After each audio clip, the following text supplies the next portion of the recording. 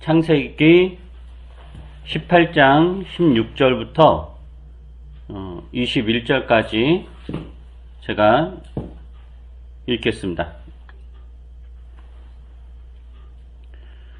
그 사람들이 떠나려고 일어서서 소돔이 내려다 보이는 대로 갔다. 아브라함은 그들을 바래다 주려고 함께 얼마쯤 걸었다. 그때 주님께서 말씀하셨다. 내가 앞으로 하려고 하는 일을 어찌 아브라함에게 숨기랴. 아브라함은 반드시 크고 강한 나라를 이룰 것이며 땅에 있는 나라마다 그로 말미암아 복을 받게 될 것이다. 내가 아브라함을 선택한 것은 그가 자식들과 자손을 잘 가르쳐서 나에게 순종하게 하고 옳고 바른 일을 하도록 가르치라는 뜻에서 한 것이다. 그의 자손이 아브라함에게 배운 대로 하면 나는 아브라함에게 약속한 대로 다 이루어 주겠다. 주님께서 또 말씀하셨다. 소돔과 고모라에서 들려오는 저 울부짖는 소리가 너무 크다. 그 안에서 사람들이 엄청난 죄를 저지르고 있다.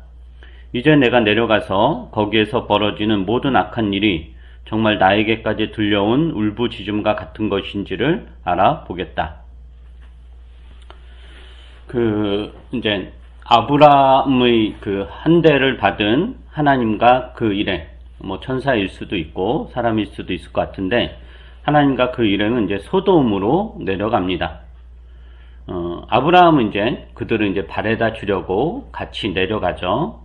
이때 하나님께서 어떤 말씀을 하시냐면은 17절에 보면 내가 앞으로 하려고 하는 일을 어찌 아브라함에게 숨기랴 라고 하시면서 아브라함에게 이제 두 가지를 말씀하십니다. 첫 번째 말씀 뭐냐면은 아브라함에 대한 축복을 다시 이야기하는데 이전의 그 축복의 내용보다 좀 더 확대된, 좀 더 세밀한 내용을 첨가해서 이야기를 합니다. 즉 하나님께서 왜 아브라함을 선택했는가에 대한 이야기가 첫 번째 말씀에 담겨 있고, 그 다음에 이제 두 번째 말씀은 소돔과 고모라의 죄악에 대한 이야기입니다. 오늘 읽은 본문에는 소돔과 고모라를 심판하겠다라는 이야기는 나오지 않지만 뒤에 이어지는 이야기를 보면은 하나님께서 소돔과 고모라가 엄청난 죄를 저지르고 있고 내가 직접 봐야겠고, 그래서 그것이 실제로 그러면은 그들을 심판하겠다라는 심판의 그 말씀을 아브라함에게 이야기한 것 같습니다. 그래서 오늘 본문을 보면은 그 하나님과 아브라함의 관계에서 변화된 것을 볼 수 있죠. 그죠? 하나님과 아브라함의 관계는 그동안은 일방적인 관계였습니다. 일방적인 관계였는데 이제 쌍방적인 관계로 변화가 돼요. 그동안 하나님은 아브라함에게 일방적으로 나타나서 일방적으로 복을 주시고 일방적으로 인도하셨죠. 거기서 아브라함의 의중이라든가 아브라함의 생각이라든가 이런 건 크게 이제 중요하지 않았습니다. 아브라함에게 의논을 한다든가 내가 너하고 이렇게 하려고 하는데 너는 어떠냐 이런 건 아니었죠. 즉 하나님께서 아브라함에게 당신의 계획을 상세하게 설명하거나 의논하지 않습니다. 하나님과 아브라함의 관계는 하나님은 명령하시고 약속하시고 복을 주시고 아브라함은 그 명령과 약속과 복을 받아들일 것인가 말 것인가를 결정하죠. 즉 하나님은 말씀하시고 아브라함은 순종이냐 불순종이냐의 선택만 있는 그런 관계였습니다. 굉장히 일방적인 관계죠. 그런데 이제 오늘 본문에서 하나님이 앞에 그 전에는 전혀 없었던 어떤 이야기를 하냐면은 내가 앞으로 하려고 하는 일을 어찌 아브라함에게 숨기랴라고 말씀하십니다. 즉 아브라함에게 당신이 하는 일을 이제 숨기지 않겠다라고 하는 거죠. 그래서 하나님이 당신의 일을 아브라함에게 이야기한다, 숨기지 않겠다라는 것은 하나님과 아브라함과의 관계가 그만큼 이제 발전했다라는 의미이기도 합니다. 하나님에 대한 지금 그 창세기 그 11장, 12장에서 하나님께서 아브라함 택하시고 인도해가는 그런 여정에서 아브라함의 하나님에 대한 인식이 점점 깊어지고, 이전에 자기가 처음에 생각했던 하나님에 대한 어떤 생각들을 버리고, 하나님이 이런 분이구나 라는 것을 계속적으로 깨달으면서 하나님에 대한 신뢰가 점점 더 깊어졌죠. 그리고 또 한편으로는 하나님은 이러한 아브라함의 믿음을 인정하며 당신이 하고자 하는 일을 이제 미리 알려주는 그런 관계까지 된 거예요. 그러니까 예를 들면 이런 거죠. 부모와 자녀 관계를 생각을 해보세요. 부모와 자녀 관계. 부모가 자녀에게 뭐 여러 가지 이야기를 하잖아요. 아이를 키우면서 여러 가지 이야기하는데 그 이야기하는 내용은 자녀의 연령이라든가 자녀의 성장에 따라서 내용이 달라지죠. 유치원을 다니는 자녀에게 하는 이야기가 있고 초등학교에 다니는 자녀에게 하는 이야기가 다르고 중학교, 고등학교 혹은 청년 혹은 장년의 자녀에게 하는 이야기가 다 다릅니다. 똑같지 않죠. 그죠? 유치원 다니는 어린 자녀에게 우리 집안 재산이 얼마이고 네가 이 재산을 어떻게 관리해야 되고 앞으로 우리 집안이 어떤 사업을 하려고 한다. 뭐 만약에 직장을 다니고 있으면 회사에서 상사 혹은 부하 직원과의 그런 불화라든가 갈등을 유치원 다니는 자녀에게 이렇게 이야기하지 않습니다. 부부 사이의 어려움에 대해서도 유치원 다니는 자녀에게 이야기하지 않죠. 그런 이야기를 할 수 있으려면 할 정도라면 자녀가 그 이야기를 소화할 수 있는 수준이 되어야 되는데 즉 성장하고 성숙해야 되는데 어린 자녀는 이제 그렇지 않잖아요. 유치원 다니는 애가 뭘 알겠어요. 그래서 어린 자녀에게는 주로 어떤 이야기 하죠? 지금 여기에서 벌어지는 일들에 대해서 주로 이야기해요. 엄마 아빠가 다 해줄게. 아무 걱정하지 마라. 친구들과 사이좋게 지내라. 밥 잘 먹어라. 나쁜 사람 따라가면 안 돼. 뭐 그런 이야기를 유치원 자녀에게 하는 거예요. 그 수준에 맞는 이야기를 하는 거죠. 그런데 하나님께서 아브라함에게 당신이 하고자 하는 일을 숨기지 않고 이야기하겠다라는 것은 이제 아브라함을 무엇으로 대우하는 거냐면은 아이로 대우하는 것이 아니라 어른으로 대우하는 것입니다. 어른으로. 그만큼 아브라함 믿음이 성장한 거죠. 이것은 아브라함이 하나님을 신뢰하듯이 하나님도 드디어 아브라함을 신뢰한다는 것. 더 나아가 하나님께서 아브라함에 대한 책임을 갖고 있잖아요. 왜냐하면 하나님께서 아브라함을 갈대아우르에서 끄집어냈고 약속을 했고 그 말은 하나님이 아브라함에 대한 책임을 가지고 있다는 거예요. 책임을 지고 그러니까 이제 인도하는 거죠. 근데 반면에 아브라함도 이제는 하나님에 대한 책임을 갖게 되었다라는 것을 의미합니다. 이렇게 내가 하고자 하는 일을 숨기지 않겠다. 이 이야기는. 우리가 이제 아브라함을 믿음의 조상이라고 하죠. 그 로마서에서도 믿음의 원형, 모범으로서 아브라함의 이야기가 나오고, 우리가 이제 믿음의 조상이라고 하는데, 다른 말로 하면, 믿음이란 무엇인가를 볼 수 어떤 원형, 모범입니다. 그 아브라함 믿음이. 그래서 이제 아브라함 믿음을 통해서 도대체 믿음이 무엇인지에 대해 배워야 돼. 우리가 기독교 신앙에서 가장 많이 듣는 게 믿음이잖아요. 믿음이 세다. 믿음이 적다. 아우 나는 왜 믿음이 이 모양인가. 왜 저 사람은 왜 믿음 어떻게. 막 그런 믿음 엄청나게 하잖아요. 뭐 신앙 이런 거. 그럼 도대체 그 믿음, 근데 이제 사람마다 그 믿음에 대해 갖고 있는 개념이 다 다르죠. 그러면 도대체 믿음이 뭔가를 배울 때 우리가 아브라함 믿음의 조상이라고 할 때 아브라함의 그 생애를 통해서 그 믿음을 통해서 믿음이라 이런 거구나 라는 것을 배워야 된다라는 거예요. 근데 이제 창세기에서 나오는 아브라함 믿음은 단회적 사건으로서의 믿음이 아니라 과정으로서의 믿음입니다. 즉 어느 날 한번 갑자기 어떤 엄청난 어떤 폭발적인 사건을 겪어서 그거에 고착이 돼서 그것이 아브라함의 믿음을 다 설명해준 그렇지 않다라고 하는 거예요. 과정으로서의 믿음이다라는 거죠. 그래서 아브라함 믿음은 정체된 믿음이 아니라 고착된 믿음이 아니라 성장하는 믿음, 변화하는 믿음입니다. 즉 하나님과의 동행을 통해서 점점 더 하나님에 대해서 배우게 되고 이전에 가졌던 하나님에 대한 지식을 버리게 되고 새롭게 배우고 그래서 하나님에 대한 지식과 신뢰가 깊어지고 넓어지는 과정, 이게 아브라함 믿음이다 라고 할 수 있습니다. 그러니까 믿음이라는 것은 뭐냐? 계속 자란다라는 거죠. 자란다. 계속해서 성장하는 것이 믿음이에요. 어린아이 수준에서 계속 머무는 게 믿음이 아니다라는 것입니다.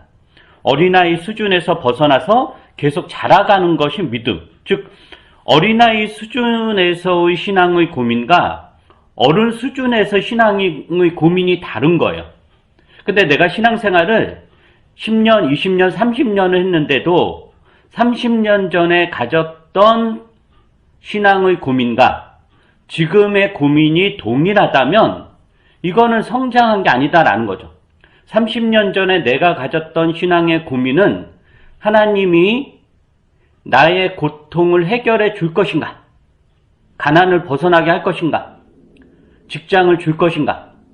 내 기도에 응답할 것인가의 고민이었다면, 그런데 30년이 지나고 20년이 10년이 지났는데도 지금도 여전히 그게 신앙의 고민이라면 성장하지 않은 겁니다. 여전히 어린아이 수준에 있는 거예요. 즉 어린아이 수준에서 아브라함의 믿음은 아브라함의 신앙은 자신의 일가족의 복만 추구했다면, 왜 하나님께서 아브라함의 일가족에 복을 준 거잖아요. 네가 내 말을 잘 들으면 나는 너의 집안을, 너의 자손을 잘 되게 하겠다, 이거였잖아요. 이걸 아브라함이 이제 붙잡은 거였잖아요. 그런데 어른 수준에서 아브라함은 어디까지 변하냐면 드디어 타 민족을 생각하는 거예요. 지금 소돔과 고모라가 심판받을 때 아브라함 그것에 대해서 나몰라라 하지 않는 거잖아요. 우리가 다음 이야기를 이제 보면 알겠지만은 쟤네가 망하던 말던 우리 집안만 잘 되면 되지. 이게 아브라함의 유아적 신앙이었다면 이제는 지금 하나님 내가 나의 일을 숨기지 않겠다라고 그 관계까지 수준에서 아브라함은 소돔과 고모라가 심판받을 때 그곳에 사는 의인들을 걱정하는 수준까지 된 거예요. 자기하고 아무 관련이 없는데도. 그래서 믿음이 자란다라는 것은 기도의 내용도 달라지고 하나님에 대한 기대도 달라지고 나의 관심사도 달라진다라는 것을 의미합니다.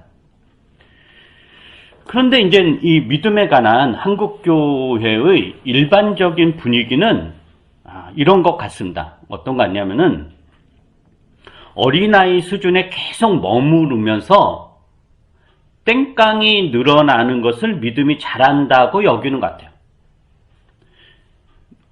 늘 어린아이 수준인데 뭐만 더 세지는 거냐면은 땡깡만 더 세지는 거예요. 그래서 믿음하면 뭐가 떠오르죠? 믿음 그러면 뜨거운 열정, 그죠? 뜨거운 열정.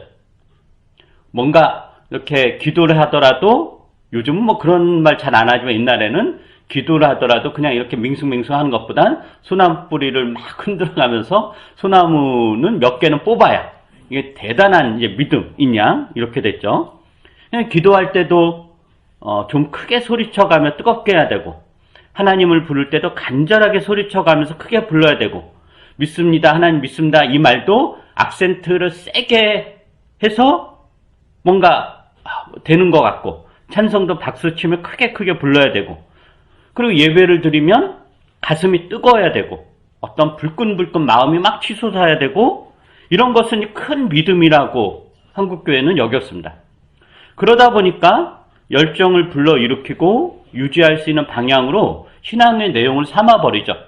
그래서 늘 감동을 받아야 되고, 늘 가슴 벅차 올라야 되고, 그래서 예배의 어떤 장치를 감동을 줄 수 있는 장치로 아주 세세하게, 이렇게 세세하게 이제 꾸미죠. 그러나 이것은 믿음이 자라는 것이 아니라 땡깡이 늘어난 것 뿐입니다. 땡깡이. 그 백화점에 간 아이가 엄마가 안 된다고 하는 장난감을 사달라고 난리를 치는 경우 우리가 가끔 보잖아요. 시장이라든가 마트에서 아예 바닥에 누워가지고 뒹굴면서 안 사주면 안 간다고 소리를 고래고래 지르고, 그건 이제 부모가 한두 번 들어주면 애도 기술이 늘죠.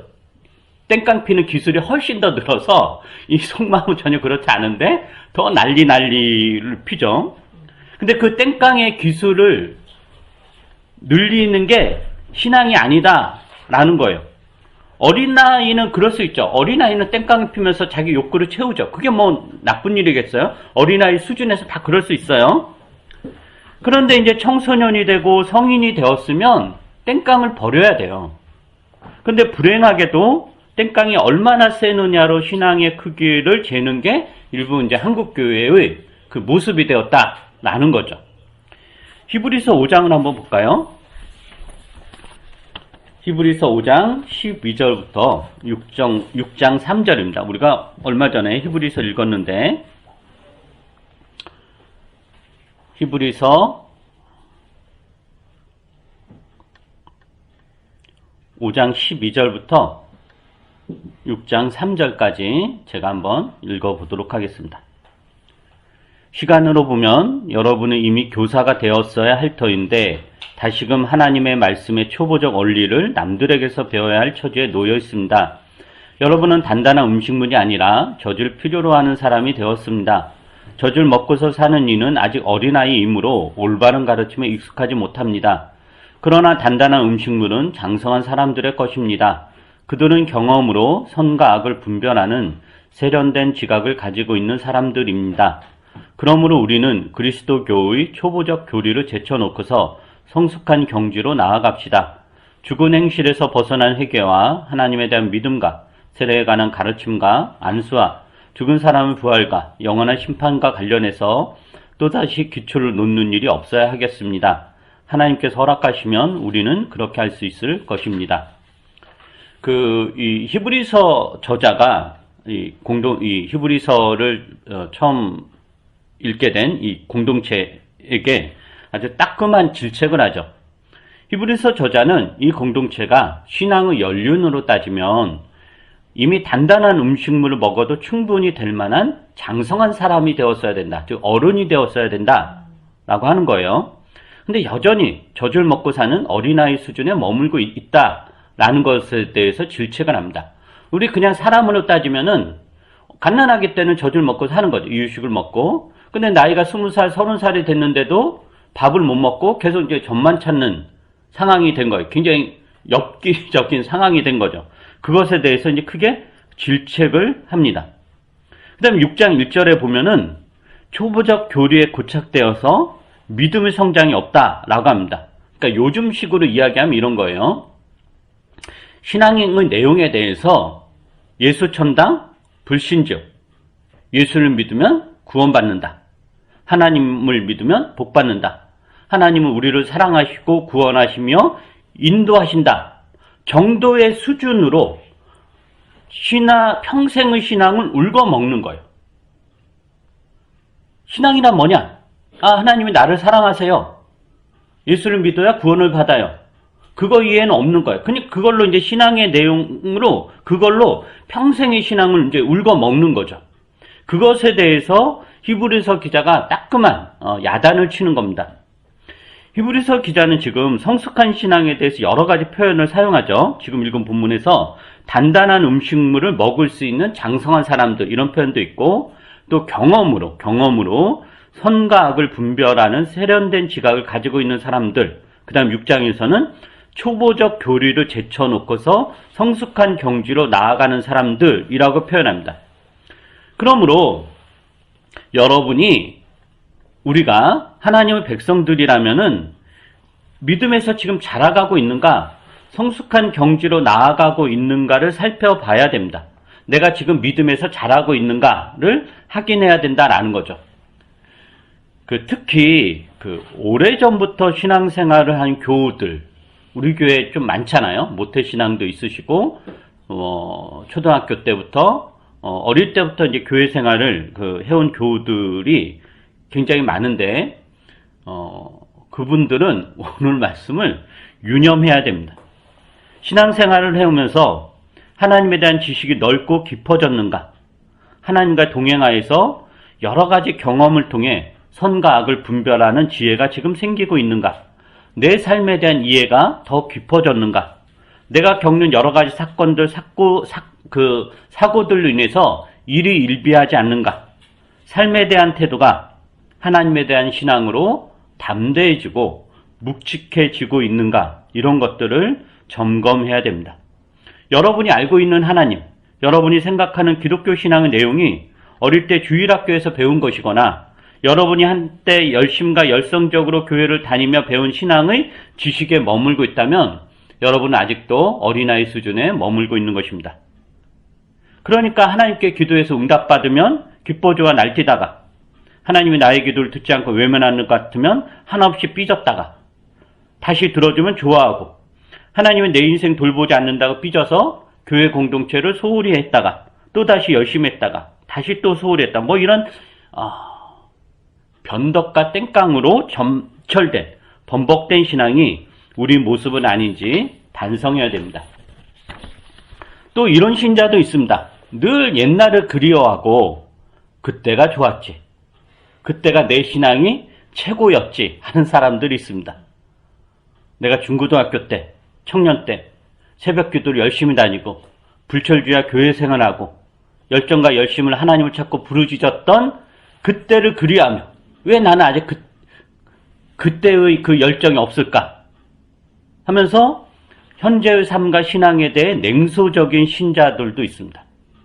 이건 예를 들면 부부가 연애 시절을 그리워하며 그때가 좋았었지, 그때는 참 불같았는데 하면서 현재의 건태와 태만과 그 무기력함을 위로하는 것과 똑같습니다. 그렇다면 우리가 신앙의 성숙을 위해서는 무엇보다 무엇을 해야 될까라는 거예요. 다시 히브리서 6장 1절에 보면 이런 표현이 있어요. 우리는 그리스도 교의 초보적 교리를 제쳐놓고서 성숙한 경지로 나아갑시다. 이런 말이 있습니다. 이런 권면을 해요. 그러니까 성숙한 경지로 나아가기 위해서 전제돼야 되는 게 뭐죠? 우선적으로는 그리스도 교의 초보적 교리를 제쳐놓아야 된다라고 합니다. 그리스도 교의 초보적 교리를 제쳐놓아야 된다라는 것은 그것을 이게 적당한 표현은 잊어버려라, 버려라, 내버려둬라, 거기에 고착되지 말라라는 뜻입니다. 그리스도의 교회 초보적 교리가 나쁜 것은 아니죠. 그거 자체가 나쁜 게 아니에요. 잘못된 것도 아니고 반드시 우리에게 필요한 거예요. 그런데 초보적 교리의 수준에서 계속 머물면 결코 성숙할 수 없다는 거죠. 거기서 나아가야 되는데. 그러니까 초보적 교리라는 것은 예를 들면 이런 거예요. 좀 더 쉽게 예를 들면 부모와 자녀와의 관계를 예를 들어볼게요. 그 어린 자녀가 부모에 대한 태도나 마음은 다 어떻죠? 아이들이 엄마 아빠에 대해서 갖는 태도나 마음 다 이런 거죠. 우리 엄마 아빠는 나를 사랑해, 나를 좋아해, 나를 끔찍히 아껴. 그리고 엄마 아빠는 나를 사랑하기 때문에, 나를 아끼기 때문에 내가 원하는 것은 다 들어주셔. 그렇기 때문에 엄마 아빠가 내가 원하는 것을 들어주지 않는다는 것은 엄마 아빠가 나를 사랑하지 않거나 나를 미워하기 때문이야. 이게 아이들의 생각이에요. 부모에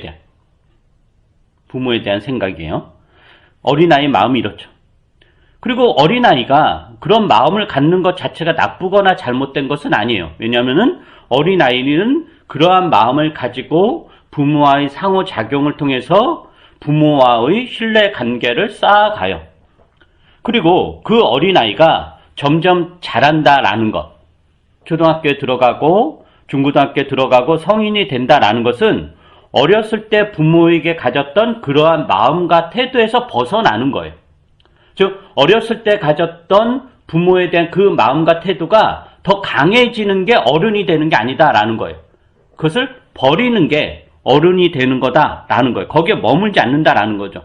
그래서 어른이란 부모의 거절이 자신을 미워하는 증거도 아니고 부모가 반드시 자신의 부탁을 들어주어야 하는 것도 아니라는 것을 알게 됩니다. 똑똑한 애들은 이미 중고등학교 때 그런 걸 배우죠. 근데 요즘 워낙 한둘 키워가지고 어른이 돼서도 20대, 30대가 돼서도 여전히 부모에 대해 이제 그런 마음을, 그 유아적 마음을 갖는 거예요. 그러나 부모의 거절이 부모가 내 부탁을 들어주지 않는 게 나를 미워하는 증거도 아니고 반드시 부모가 내 부탁을 들어줘야 된다, 절대적으로 들어줘야 된다, 그런 것도 아니라는 거 알게 되는 거, 이게 철이 드는 거예요. 나이가 30, 40 됐는데도 부모에 대해서 어린아이 때의 마음을 그대로 가지고 있다면 그건 순수한 게 아니라 멍청한 거고 굉장히 미성숙한 것입니다. 하나님과의 관계에서 이러한 태도에서 벗어나는 것이 곧 초보적 교리에서 벗어나는 것입니다. 이게 초보적 교리를 제쳐놓고의 내용입니다. 성숙한 경지는 뭐냐? 하나님과 나와의 관계가 깊어지고 깊어지고 묵직해지는 것입니다. 장난감을 사주냐 사주지 않느냐, 놀이공원에 데리고 가느냐 가지 않느냐, 피자를 사주느냐 사주지 않느냐는 관심거리도 되지 않고 그러한 것으로 부모와의 관계를 설정하지 않는 것입니다. 하나님의 깊은 마음을 알아가는 것, 이 세상을 향한 하나님의 깊은 심정을 헤아리는 것, 이러한 방향으로 신앙이 자라가는 것이 곧 성숙한 경지로 나아가는 것입니다. 이렇게 경지로 나아갈 때 우리에게 기도할 내용이 점점 많아지게 됩니다. 왜 우리가 기도할 게 없죠? 우리가 여러분 그 교도가 이야기하면 뭐 다른 교인도 마찬가지고 기도할 게 없대요.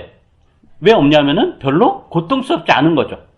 이제 취직했고 이제 먹을 거 뭐 괜찮고 뭐 특별한 고통이 없으니까 이제 뭐 할 말이 없는 거예요. 이게 아이 수준인 거죠. 그러한 성숙한 경지가 된다는 것은 아브라함이 소돔과 고모라를 위해 빌었듯이 기도할 내용이 나를 벗어나서 점점 가득해지고 점점 풍성해지는 겁니다. 그래서 성숙한 경지에서 기도할 내용이 없어진다는 건 말이 안 되는 것입니다. 이런 맥락에서 우리가 어떤 과정으로 나아가고 있는가를 보셔야 됩니다. 그럼 이제 어떻게 초보적 수준을 벗어날 수 있을까? 기본적인 내용인데 당연히 하나님과의 동행이죠. 기본적인 것은 하나님의 말씀을 늘 들어야 됩니다. 말씀을 듣지 않고 믿음이 자라날 수 없습니다. 성경을 읽고 묵상하고 설교를 열심히 듣고 믿음의 선배들이 쓴 하나님에 관한 글이라든가 책 등을 읽으면서 하나님에 대한 지식을 늘 새롭게 해야 됩니다. 하나님과의 속 터놓는 대화를 통해서 나를 온전히 하나님께 맡기는 경험을 하고 그 경험을 하면서 동시에 하나님의 심정에 참여해야 합니다. 그리고 이것을 자신의 삶에 적용하며 세상을 해석하며 말씀대로 살아가는 경험을 쌓아야 되는 것, 그거를 매일매일 하는 것, 이것으로 우리는 장성한 사람이 됩니다.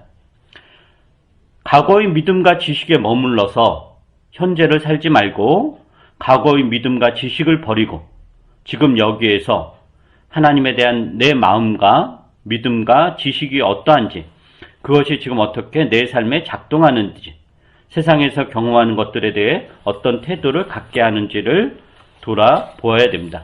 즉 과거의 믿음으로 현재의 나를 설명하고 무마하려고 하지 마시고 현재의 믿음으로 살아야 우리는 성숙한 경지로 나아갈 수 있습니다. 믿음에서 자라가십시오. 기도하겠습니다. 하나님은 늘 우리와 동행하십니다.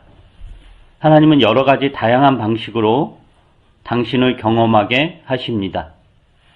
그 수많은 경험을 통해서 우리는 하나님을 배우고 하나님에 대한 믿음이 무엇인지를 알게 됩니다.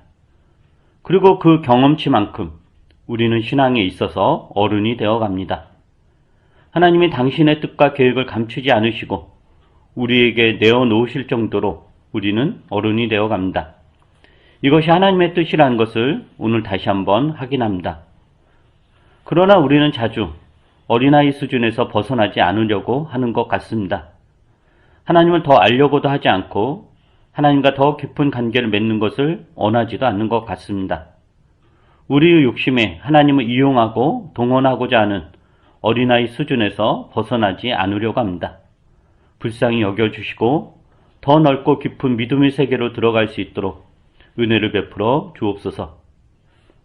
측량할 수 없을 정도로 깊고도 넓고도 높으신 하나님의 마음을 약간이라도 알 수 있기를 원합니다. 하나님의 마음으로 세상과 우리 인생을 조망하며 살 수 있기를 원합니다. 하나님이 부재하는 것 같은 상황에서도 믿음을 잃지 않고 하나님에 대한 믿음을 더욱더 깊이 가졌던 믿음의 선배들을 본받게 하옵소서. 그리하여 우리의 믿음이 과거의 얇고 알량한 수준의 믿음에 머무는 것이 아니라 나이가 들면서 몸과 마음이 성장하듯이 우리의 믿음도 이전보다는 더 깊어지고 더 두터워지고 더 넓어지게 하옵소서. 우리 주 예수 그리스도의 이름으로 기도합니다. 아멘.